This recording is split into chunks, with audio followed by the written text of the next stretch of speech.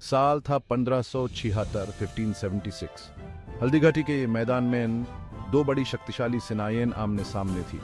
एक तरफ थे मुगल बादशाह अकबर की विशाल सेना, तो दूसरी तरफ थे महाराणा प्रताप सिंह के वीर राजपूत योद्धा। हल्दीघाटी की लड़ाई सिर्फ दो सेनाओं की लड़ाई नहीं थी, ये दो विचारधाराओं की टक्कर थी, राजपूताना के अदम्य साहस का प्रतीक थी। ये लड़ाई भारत के इतिहास में एक महत्वपूर्ण मोड़ थी जो हमेशा याद रहेगा।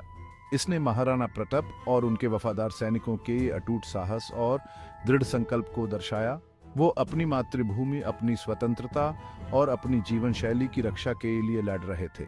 उनके खिलाफ सारी ताकतें थी, फिर भी वो अद्वितीय वीरता और दृढ़ता से लड़ाए, कभी पीछे नहीं हटे। महाराणा प्रताप और अकबर के बीच संघर्ष अचानक नहीं हुआ था। ये एक पुरानी कहानी थी। यह दो विचारधाराओं का संघर्ष था जो समय के साथ और भी गहरा होता गया। प्रभुत्व के लिए संघर्ष जो सालों से चल रहा था और हर दिन और भी कठिन होता गया। अकबर अपने अखंड भारत के सपने को पूरा करने के लिए सभी राजपूत राज्यों को अपने नियंत्रण में लाना चाहता था। यह उसका लक्ष्य था। वो मेवाड़ के महत्व को समझता था, जो अपने वीर योद्धाओं और रणनीतिक स्थिति के लिए जाना जाता था। मेवाड़ एक महत्वपूर्ण स्थान था। महाराणा प्रताप राजपूत स्वतंत्रता और संप्रभुता के प्रबल रक्षक थे और उनका संकल्प अटूट था। उन्होंने अकबर की अधीनता की मांग को मानने से इनकार कर दिया और अपनी मिट्टी के लिए लड़ने का फैसला किया। उनके लिए स्वतंत्रता समझौता करने योग्य नहीं थी। यह राजपूत सम्मान का मूल तत्व था जो कभी नहीं बदल सकता था। मुगल प्रभुत्व को नकारने के उनके इस फैसले ने एक ऐतिहासिक संघर्ष को जन्म दिया जो आज भी याद किया जाता है। महाराणा प्रताप की चुनौती ने कई राजपूत शासकों को प्रेरित किया, जिन्होंने उन्हें मुगल साम्राज्यवाद के खिलाफ प्रतिरोध के प्रतीक के रूप में देखा और उनका अनुकरण किया। हल्दीघाटी की लड़ाई महाराणा प्रताप की सैन्य कुशलता और उनके योद्धाओं की अद्वितीय वीरता का प्रमाण थी।